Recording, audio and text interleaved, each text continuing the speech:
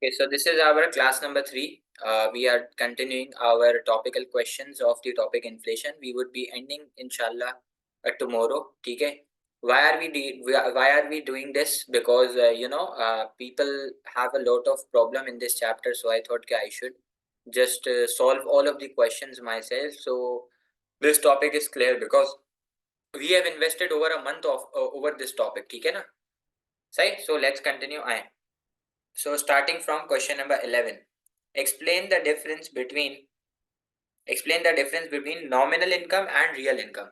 तो बेटा आपको याद होगा मैंने आपको 3 इनकम पढ़ाई थी, एक पढ़ाई थी डिस्पोजेबल, एक नॉमिनल इनकम पढ़ाई थी, एक पढ़ाई थी डिस्पोजेबल इनकम और एक पढ़ाई थी रियल इनकम। तो आपको अगर याद हो तो मैंने आपको बताया था डिस्पोजेबल इनकम वो इनकम होती है जो टैक्स कटने के बाद रह जाती है। It means disposable income is income left after deduction of taxes.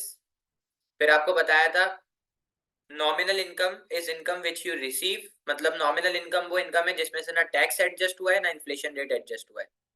Sir real income वो इनकम है जिसमें से इन्फ्लेशन रेट एडजस्ट हो गया। तो बेटा 3 इनकम आपको बताई गई थी, कौन कौन सी? नॉमिनल इनकम, डिस्पोजेबल इनकम और रियल इनकम। तो अब जरा गौर से सुनिएगा। सर नॉमिनल इनकम वो इनकम है जो आपको रिसीव हो गई और उसमें से कुछ भी एडजस्ट नहीं हुआ, ना उसमें से टैक्स एडजस्ट हुआ ना उसमें से इन्फ्लेशन रेट एडजस्ट हुआ। So nominal income is income without adjustment of tax and inflation. Sir disposable income वो इनकम है जो टैक्स कटने के बाद बच जाती है, मतलब डिस्पोजेबल इनकम वो इनकम है that is left after deduction of tax. Tax कटने के बाद जो इनकम बचेगी उसको डिस्पोजेबल इनकम कहते हैं। Okay sir, what is real income? Real income is income left after adjustment of inflation rate, मतलब जब इन्फ्लेशन माइनस हो जाए तो वो रियल इनकम हो जाएगी। सर कोई एग्जांपल दे दे ताकि हमारे दिमाग में याद रहे। बेटा मैं 1 लाख रुपए अगर कमा रहा हूँ, लेट्स अज्यूम मैं 1 लाख रुपए कमा रहा हूँ, तो पिछले साल मुल्क में इन्फ्लेशन रेट था लास्ट ईयर 10%, इस साल मुल्क में इन्फ्लेशन रेट है 20%। तो सर कहने को आज भी मैं 1 लाख रुपए I am earning 1 lakh rupees, but in actual it's 90,000। Last year it was 1 lakh, today it's 90,000। When I count it, जब मैं फिजिकली इसको काउंट कर रहा हूँ तो still it's 1 lakh rupees, but in real terms in its real value वो 1,90,000 हो गए। अब उस 1 लाख की उतनी वैल्यू नहीं है, यानी कि उस 1 लाख में अब उतनी चीजें नहीं आएंगी। ठीक है, okay. So I let's start question number 11। Question number 11 okay. फिर मैं इंशाल्लाह आज ये जितना भी हो गया मैं अपलोड भी कर दूंगा। ओके सही। अच्छा, आप लोगों से अप्रिशिएट करा जाएगा अगर आप एवरी क्वेश्चन के बाद जरा चैट बॉक्स पे क्लियर लिख देंगे, तो मुझे ये हो जाएगा कि सबको क्लियर हो रहा है। ठीक है। तो सर नॉमिनल इनकम और रियल इनकम में क्या फर्क है? सो नॉमिनल इनकम वो इनकम थी जिसमें से कुछ भी एडजस्ट नहीं हुआ। Nominal income is income, Ahmad मैं एग्जांपल देके आपको क्लियर कर देता हूँ, रुक जाओ 2 minute. Nominal income is income that you have received, nominal income is income that you have received which is not adjusted, which is not adjusted, which is not adjusted with tax and inflation rate. मतलब nominal income Ahmad वो income है जिसमें से ना tax minus हुआ है ना inflation rate minus हुआ। ठीक है सर, रियल इनकम वो इनकम होगी जिसमें से टैक्स माइनस हो जाएगा। तो इधर लिख दू real income is income left after adjustment of inflation rate. ठीक है भाई। अहमद रियल इनकम वो इनकम है जिसमें से इन्फ्लेशन माइनस हो जाए, जब तक इन्फ्लेशन माइनस नहीं है तो वो इनकम नॉमिनल इनकम है। अब क्लियर है भाई? Real income is income left after adjustment of inflation rate. Okay, this is your answer number 11। Okay भाई। अच्छा भाई, अब आंसर नंबर 12 क्या है? कॉपी बेटा आप लोग सब बाद में कर लीजिएगा ताकि मैं ज्यादा से ज्यादा काम करा सकूं। ठीक है। अच्छा, क्वेश्चन नंबर 12 क्या है भाई? क्वेश्चन नंबर 12 है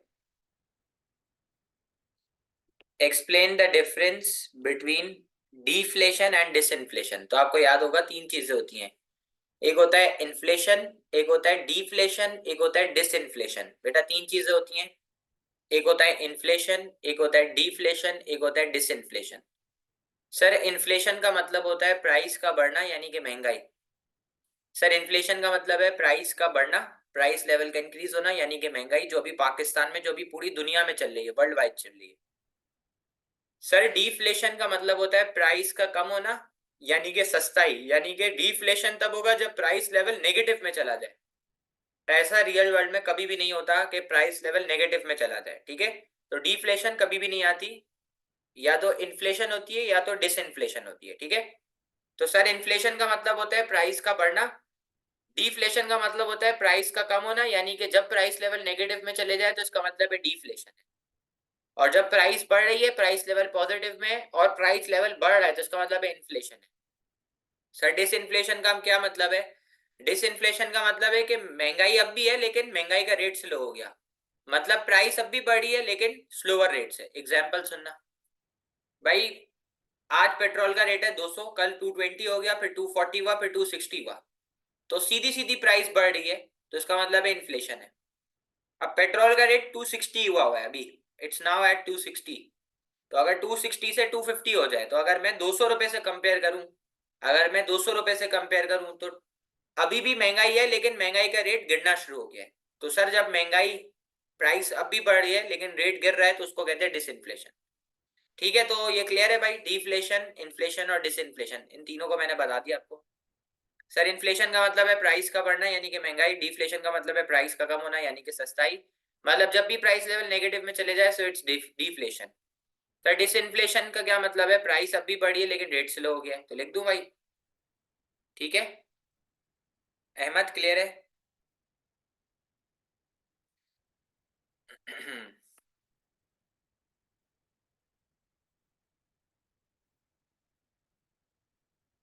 डिफ्लेशन, मैं समझा देता हूँ। Deflation is the persistent and sustained decrease. Deflation is the persistent and sustained decrease in general price level, in general price level over a given period of time. Deflation is the persistent and sustained decrease in the general price level over a given period of time. Disinflation is when prices are still increasing, मतलब महंगाई अब भी है लेकिन महंगाई का rate slow हो गया है। Prices are still increasing but at a decreasing, but at a decreasing और स्लोअर रेट। ठीक है, so answer number 12, is it clear to everyone? Answer number 12, can you please everyone answer me? Okay, so let's proceed towards question number 13. Sir question number 13 गौर से सुनिएगा। Using diagram, diagram की मदद से explain how demand pull inflation occurs in an economy 6 mark. Sir diagram को use करते हुए आप बताएं कि डिमांड पुल इन्फ्लेशन एक इकोनॉमी में कैसे आएगा। तो अब आप सुनिएगा बेटा, आपको इतना तो याद होगा, मैंने आपको पढ़ाया भी है कि डिमांड पुल इन्फ्लेशन आता है एग्रीगेटेड डिमांड के बढ़ने से। डिमांड पुल इन्फ्लेशन आता है एग्रीगेटेड डिमांड के बढ़ने से, क्योंकि जैसे ही एग्रीगेटेड डिमांड बढ़ेगी तो शॉर्टेज हो जाएगी, और जैसे ही शॉर्टेज होगी तो प्राइस ऑटोमेटिक बढ़ जाएगी, ऐसा ही है। सर डिमांड पुल इन्फ्लेशन आती है एग्रीगेटेड डिमांड के बढ़ने से, तो जैसे ही एग्रीगेटेड डिमांड बढ़ेगी तो क्या क्रिएट होगी? शॉर्टेज होगी, और जब शॉर्टेज होगी तो प्राइस ऑटोमेटिक बढ़ जाएगी, ठीक है। तो अब हमें ये डिटेल में समझाना है, अब आप सुनिएगा जरा गौर से मेरी बात। तो भाई ये मैंने आपको सब पढ़ाया हुआ है, मैं सिर्फ आपको रिवाइज करा रहा हूँ पूरा, सवाल कराते कराते। अब मेरी बात सुने। कंट्री में एक सिचुएशन चल रही है रिसेशन की, और रिसेशन एक ऐसी सिचुएशन होती है जब इकोनॉमी डूब रही होती है।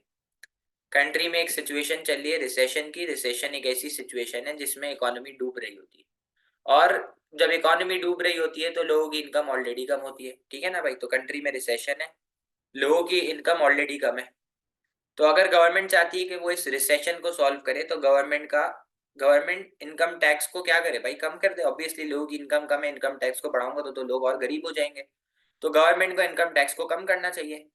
तो अहमद, अगर आपको याद हो तो मैंने आपको अभी बताया कि टैक्स कटने के बाद जो इनकम बचती है उसका नाम होता है अहमद डिस्पोजेबल इनकम।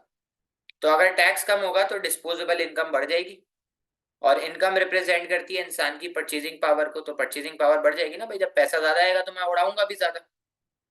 तो जब परचेज इनकम ज्यादा होगी तो परचेजिंग पावर बढ़ेगी, कंजम्पशन बढ़ेगी, कंजम्पशन बढ़ेगी तो एग्रीगेटेड डिमांड बढ़ेगी। क्योंकि ये इनकम टैक्स सिर्फ मेरे लिए तो कम नहीं हुआ, ये इनकम टैक्स पूरे पाकिस्तान के लिए कम हुआ है। तो पूरे पाकिस्तान की इनकम बढ़ेगी, पूरे पाकिस्तान कंजम्पशन बढ़ाएगा, तो एग्रीगेटेड डिमांड यानी कि पूरे पाकिस्तान की डिमांड बढ़ जाएगी। सर जब डिमांड बढ़ रही है, लोग ज्यादा चाह रहे हैं, लोग इस गुड को ज्यादा चाह रहे हैं, लेट्स सपोज। तो जब डिमांड बढ़ रही है तो प्रोड्यूसर को भी फायदा दिख रहा है, तो प्रोड्यूसर भी प्रोडक्शन को बढ़ा देगा। जब वो प्रोडक्शन बढ़ाएगा तो उसको ज्यादा लोग चाहिए, तो लेबर की डिमांड भी बढ़ जाएगी। और जब डिमांड फॉर लेबर बढ़ेगी तो ऑटोमेटिक कंट्री में अनएम्प्लॉयमेंट जो है वो कम हो जाएगी। ठीक है। लेकिन एक मसला है, ये फायदेमंद तो है भाई कि अनएम्प्लॉयमेंट कम होगी, मुल्क में गुर्बत कम होगी, लेकिन एक मसला क्रिएट होगा। मैंने बोला भी था आपको कि एक अच्छे पढ़ने वाले बच्चे में और एक नॉर्मल पढ़ने वाले बच्चे में ये फर्क है, जो मैं वापसी बताऊंगा। आज मैंने लेक्चर देते वक्त भी बताया था, आज वापस बता रहा हूँ कि जब भी एग्रीगेटेड डिमांड बढ़ेगी तो शॉर्ट रन के अंदर एक इन्फ्लेशन आएगी, और जब भी एग्रीगेटेड डिमांड बढ़ेगी तो लॉन्ग रन में एक इन्फ्लेशन आएगी। तो जो शॉर्ट रन में इन्फ्लेशन आएगी उसका नाम है माइल्ड इन्फ्लेशन, और सर जो लॉन्ग रन में इन्फ्लेशन आएगी उसका नाम है हाइपर इन्फ्लेशन। बस आप ये बात याद रखना। बिल्कुल बिल्कुल, शाबाश इर्जा। जब भी एग्रीगेटेड डिमांड बढ़ेगी तो शॉर्ट रन में जो इन्फ्लेशन आएगी उसका नाम है माइल्ड इन्फ्लेशन, और जो लॉन्ग रन में इन्फ्लेशन आएगी उसका नाम है hyper inflation. Sir mild inflation क्या है, जरा देखें इधर। भाई माइल्ड इन्फ्लेशन के अंदर प्राइस थोड़े से बढ़ेगी, रियल इनकम ज्यादा से बढ़ेगी।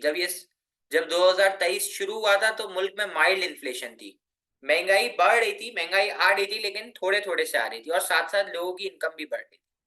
अब मुल्क में जो है वो आ चुकी है कौन सी इन्फ्लेशन, हाइपर इन्फ्लेशन ना। आगे जाके मुल्क में हाइपर इन्फ्लेशन आती है, फिर सिर्फ प्राइस बढ़ती है, लोगों की इनकम कांस्टेंट हो जाती है। ठीक है जी। ये आपको पूरी ये बात समझानी है तो आप गौर करिएगा। मैं पूरी की पूरी ये कहानी को समझा दूंगा और कुछ भी नहीं करूंगा, इसको सिर्फ इंग्लिश में लिख दूंगा। अब आप गौर करें।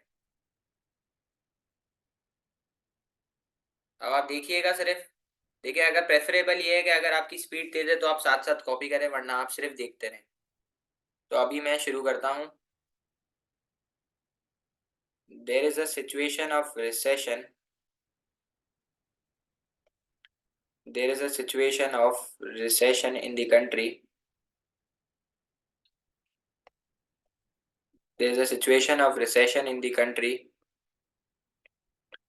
So the government, so the government will implement a policy. So the government will implement a policy of reducing income tax. So the government will implement a policy of reducing income tax.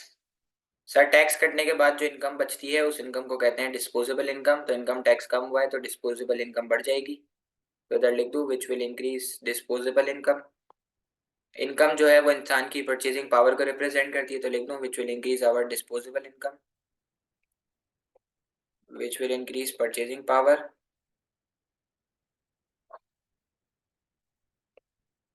Which will increase purchasing power, which will increase purchasing power, causing consumption to rise, causing consumption to rise, leading to an increase in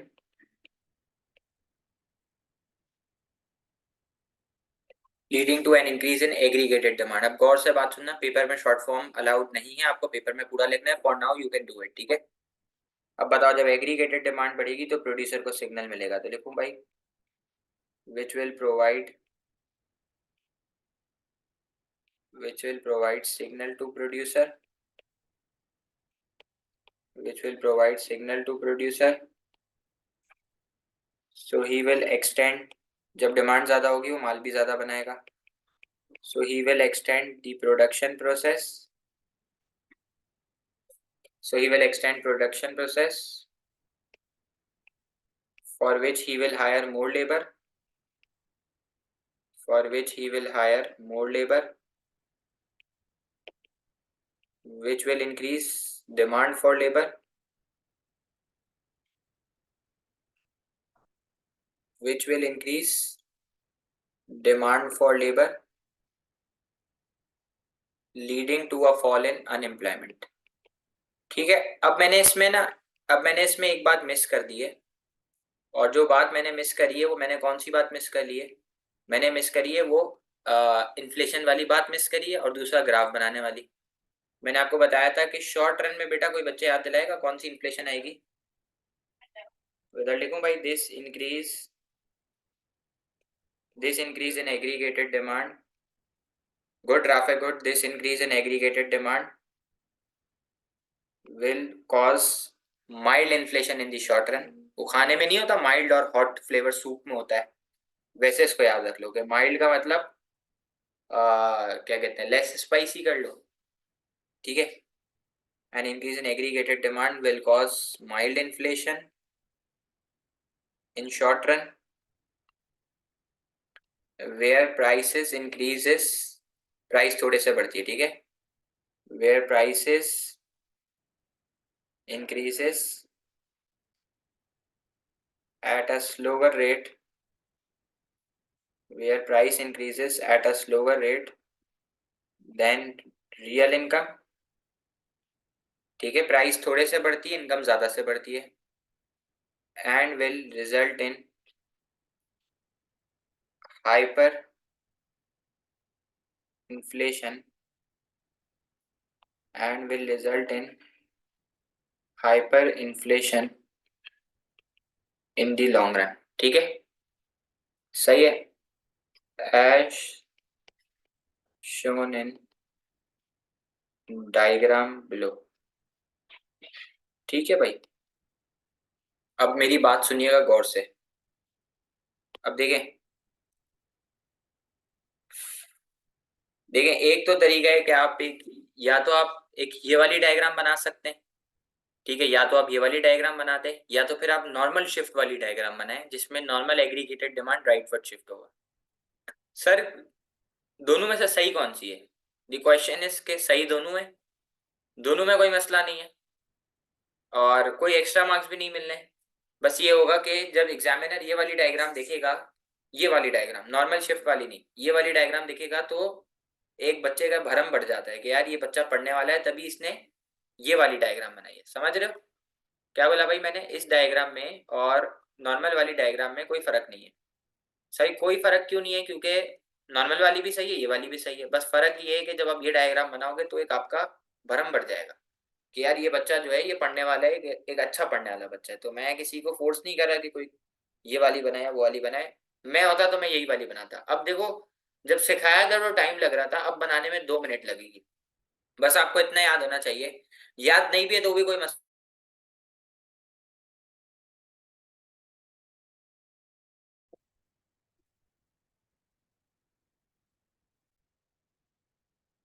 okay, सो जब मैं उस वक्त diagram बना रहा था तो थोड़ी सी मुश्किल हो सकती है, लेकिन अभी नहीं होगी आपको। बस आप इतना याद रख लो कि ये जो एल आर एस है, ये बस यूं भी बना सकते हो आप, कोई मसला नहीं है, ठीक है। जिसको यूं याद नहीं रह रहा, हॉरिजॉन्टल, फ्लैटर, स्टीप, वर्टिकल, जिसको यूं नहीं याद रह रहा वो यूं भी बना सकता है भाई, कोई मसला नहीं है, ठीक है। बस ये बनाना याद रखना। अब जब ये आपने ये बना लिया ना, तो you don't need to do anything, trust me, you just need to shift your aggregated demand curve towards rightward. आपको सिर्फ इस एग्रीगेटेड डिमांड को राइटवर्ड शिफ्ट करना है, और जहां जहां इक्विलिब्रियम मीट होगा वहां से प्राइस और इनकम निकालनी है, बाकी सारा काम ट्रस्ट में ऑटो पे चलेगा। ओके, अब मैं देखे बनाऊंगा और स्लोली बना लेता हूँ आपके लिए, तो इंशाल्लाह आपको समझ आ जाएगी। जूम इन करके बना लेता हूँ, सही। देखें भाई, ये दो एक्सेस बना दी सबसे पहले। सर एक एक्सेस के ऊपर आपने लिख दिया प्राइस लेवल, ठीक हो गया। सर दूसरी एक्सेस के ऊपर आपने लिख दिया रियल इनकम, सेट है। Sir L R S chart supply curve को मिला के बनाए, और देखो शुरू में सप्लाई होगी परफेक्टली इलास्टिक, उसके बाद इलास्टिक, इसके बाद इन इलास्टिक, उसके बाद होगी परफेक्टली इन इलास्टिक। तो भाई L R S chart supply curve को मिला के बनाए, कौन कौन से भाई? कौन कौन से सप्लाई कर्व को मिला के बना है? Perfectly elastic, elastic, in elastic और परफेक्टली इन इलास्टिक, ऐसा ही है। सर इधर मैंने लिख दिया प्राइस। अब मुझे बताओ, डिमांड पुल इन्फ्लेशन आती है एग्रीगेटेड डिमांड के बढ़ने से, अभी हमने पढ़ा। तो ये एक बार शिफ्ट करा, ये दो बार, ये तीन बार और ये चार बार। जैसे जैसे एग्रीगेटेड डिमांड बढ़ी वहां वहां शिफ्ट करो, जहां जहां मीट हो रहा है वहां वहां से इक्विलिब्रियम, वहां वहां से लेफ्ट पे प्राइस और नीचे रियल इनकम आ गई। ठीक है, आप देखते जाए। ठीक है भाई, कुछ भी नहीं करा, आप लेबलिंग कर रहा हूँ। ये एग्रीगेटेड डिमांड वन, ये एग्रीगेटेड डिमांड टू, ये एग्रीगेटेड डिमांड थ्री, ये एग्रीगेटेड डिमांड फोर। ठीक हो गया। ये इक्विलिब्रियम E1, ये E2, ये E3 और ये E4। ठीक है, ये प्राइस P2, ये प्राइस P3, ये प्राइस P4। ये इनकम Y1, ये Y2, ये Y3 और ये Y4। ठीक है, अब बताओ जरा, शुरू में आती है कौन सी इन्फ्लेशन? Mild inflation. देखें आप, प्राइस थोड़े से बढ़ रही है और रियल इनकम ज्यादा से बढ़ रही है। उसके बाद आती है सप्रेस्ड इन्फ्लेशन, उसके बाद आती है सप्रेस्ड, जिसमें आप देखो प्राइस ज्यादा से बढ़ेगी अब और इनकम जो है वो आप देखो थोड़े से बढ़ रही है। ठीक है, उसके बाद आएगी मुल्क में लॉन्ग रन में कौन सी आएगी? हाइपर इन्फ्लेशन, जिसमें देखो आप सिर्फ प्राइस बढ़ रही है, ओनली प्राइस इज इंक्रीजिंग। आपकी देखो इनकम जो है वो, ये देखो ये कांस्टेंट हो चुकी है Y4 पे। ठीक है, सिर्फ प्राइस बढ़ रही है, इनकम कांस्टेंट हो चुकी है। ठीक है, खैर मैं आपको ये बता रहा था कि देखो इस लॉन्ग रन में आई है हाइपर इन्फ्लेशन। देखो आप सिर्फ प्राइस बढ़ रही है और आपकी इनकम Y4 पे कांस्टेंट हो गई है। या फिर यूं समझ लो कि अगर इसके बाद एक और बार एग्रीगेटेड डिमांड बढ़ जाती है, अगर इसके बाद एक और बार एग्रीगेटेड डिमांड बढ़ती है तो ये सारा हाइपर वाला एरिया है। ठीक है, ओके है। So is this question clear to everyone? मैंने बहुत डिटेल में बहुत टाइम लगाया इस क्वेश्चन के ऊपर। This question was question number 13। हाँ जी भाई, ये क्वेश्चन नंबर 13 सबको क्लियर है? चले भाई जल्दी से सब जवाब दे दें। एमन, Moiz, Amna, Falak, Hasan, Irza, Maria, Mubeen, Rafay, Urma, Ahmed. Okay, so now I am proceeding towards question number 14। ठीक है, using diagram explain how cost push inflation occurs in an economy. ये बोल रहा है डायग्राम के थ्रू बताओ कि कॉस्ट पुश इन्फ्लेशन एक इकोनॉमी में कैसे आती है। तो यार जरा मुझे कोई बच्चा याद दिलाएगा please. Sir cost push inflation आती थी एग्रीगेटेड सप्लाई के कम होने से, क्योंकि जब एग्रीगेटेड सप्लाई कम होगी तो शॉर्टेज होगी और शॉर्टेज होगी तो प्राइस बढ़ जाएगी। सर आपको याद ये कराया गया था कि इन्फ्लेशन दो वजह से आता है, एक आता है एग्रीगेटेड डिमांड के बढ़ने से जिसको कहते हैं डिमांड पुल इन्फ्लेशन, और एक आता है एग्रीगेटेड सप्लाई के कम होने से जिसको हम लोग कहते हैं कॉस्ट पुश इन्फ्लेशन। ऐसा ही है। तो सर इन्फ्लेशन के आने की दो वजह है, इन्फ्लेशन आती है एग्रीगेटेड डिमांड के बढ़ने से और एग्रीगेटेड सप्लाई के कम होने से।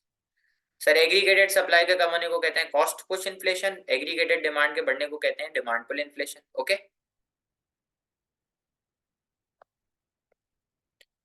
सर, आपके सामने कॉस्ट पुश इन्फ्लेशन भी खोल दिया गया है। ठीक है, तो सर कॉस्ट पुश इन्फ्लेशन आती है कॉस्ट के बढ़ने से, सही है सर, एग्रीगेटेड सप्लाई के कम होने से ना।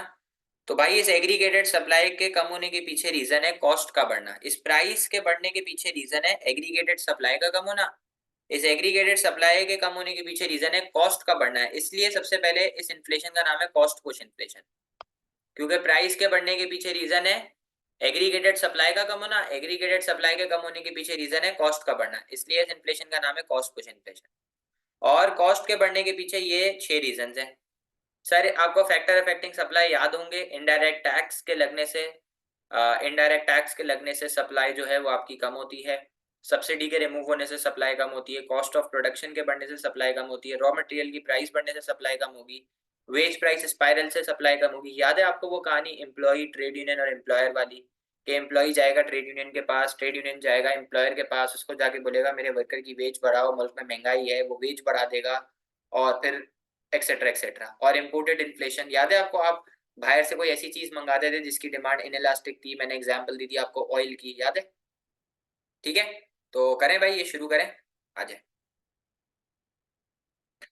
अच्छा भाई, क्वेश्चन नंबर 14।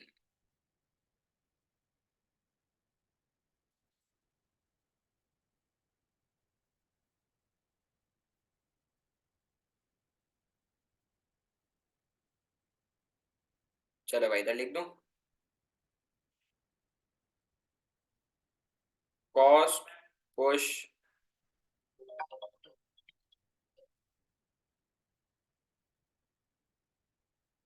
एक सेकेंड है, just a second. Cost push inflation occurs due to a decrease in, cost push inflation occurs due to a decrease in aggregated supply. Cost push inflation occurs due to a decrease in aggregated supply, which will create shortage.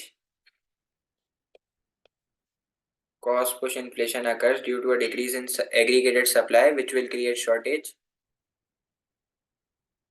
causing price level to rise.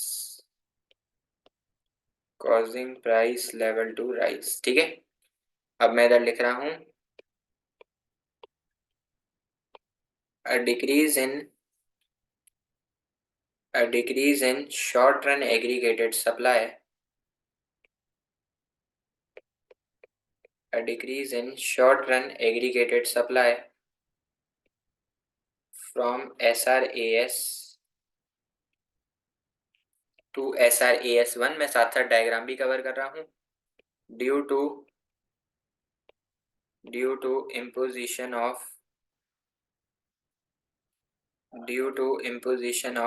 indirect tax,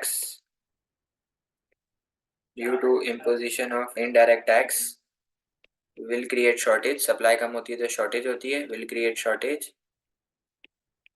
causing price level to rise,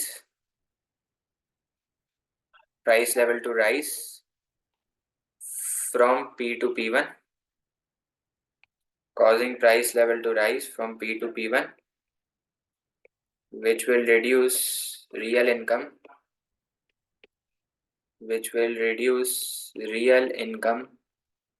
from Y to Y1. Sir real income वो income होती है जिसमें से inflation rate adjust होता है, तो purchasing power कम हो जाएगी, ऐसा ही है,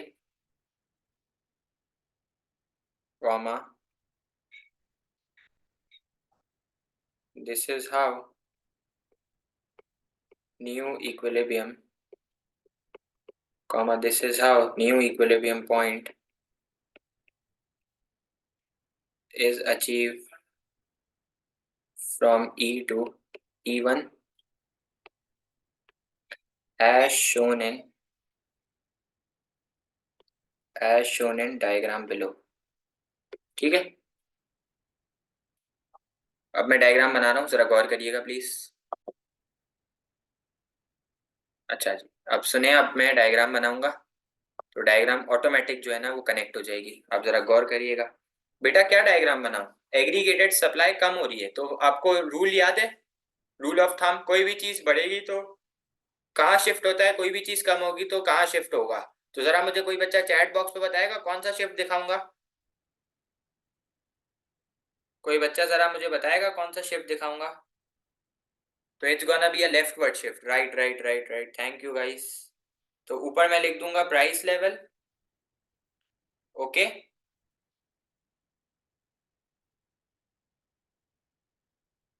ऊपर मैं लिख दूंगा प्राइस लेवल, नीचे मैं लिख दूंगा रियल इनकम, ऐसा ही है। सर आपको इतने टाइम से सिखाया जा रहा है, अगर अब भी आपको याद नहीं हुआ तो अफसोस की बात है भाई, अफसोस है। Demand curve downward, supply curve upward, जहां पे दोनों इक्वल वो होगा मैक्रो इकोनॉमिक इक्विलिब्रियम, वहां से आएगी लेफ्ट पे प्राइस, नीचे आएगी रियल इनकम। तो देखें लेबलिंग कर रहा हूं, ये डिमांड कर्व डाउनवर्ड, ये सप्लाई कर्व अपवर्ड, जहां पे दोनों इक्वल वो हो गया इक्विलिब्रियम, लेफ्ट पे आ गई प्राइस, नीचे आ गई real income. Sir cost push inflation आती है एग्रीगेटेड सप्लाई के कम होने से, तो कोई भी चीज कम होगी तो लेफ्टवर्ड शिफ्ट, ये मेरा उल्टा हाथ है, तो ये मैंने लेफ्टवर्ड शिफ्ट कर दिया, ये मैंने किधर शिफ्ट कर दिया, ये मैंने लेफ्टवर्ड शिफ्ट कर दिया, SRAS से SRAS1 के ऊपर। तो सर ये आपका हो गया न्यू इक्विलिब्रियम E1, और यहां से आ गई आपकी न्यू प्राइस, और नीचे आ गई न्यू इनकम। देखें भाई, सर ये इक्विलिब्रियम चेंज हो गया, शॉर्टेज होगी, सप्लाई कम होगी, शॉर्टेज होगी, तो प्राइस बढ़ेगी, तो रियल इनकम कम होगी, और इक्विलिब्रियम भी चेंज होके क्या हो गया, ई से E1, ऐसा ही है। तो सर ये प्राइस बढ़ी है, ये आपको एग्जाम में नहीं लिखना, it's just for a better understanding, exam के में नहीं लिखना ये, एग्जाम में you just need to make the diagram.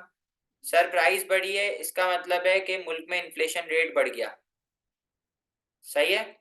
और सर मैंने आपको बताया है कि जब इन्फ्लेशन रेट आपकी इनकम से एडजस्ट होगा तो वो इनकम हो जाएगी रियल इनकम, तो रियल इनकम बढ़नी चाहिए कम होनी चाहिए, कम होनी चाहिए ना। तो आपकी रियल इनकम जो है वो देखें कम हो गई, सही समझ आया आपको, ठीक है। और ये सप्लाई कम हुई है, इसलिए हमने जो है वो कौन सा शिफ्ट करा है, इस वजह से बेटा जी हम लोगों ने करा है कौन सा शिफ्ट, हम लोगों ने करा है लेफ्टवर्ड्स शिफ्ट, राइट। ओके जी, so let's keep it till here. If anyone has no issues, if everything is good, please leave me an okay on the chat box, then you guys can leave. Thank you so much. Please, we would be continuing these questions. Inshallah, tomorrow will be last class, then we would be starting a new chapter. Okay? By now, you must have revised all micro. It must be in your hands. You must have done all of the practice and everything. Okay? Okay, ji. Thank you. Thank you so much. Allah Hafiz. Allah Hafiz.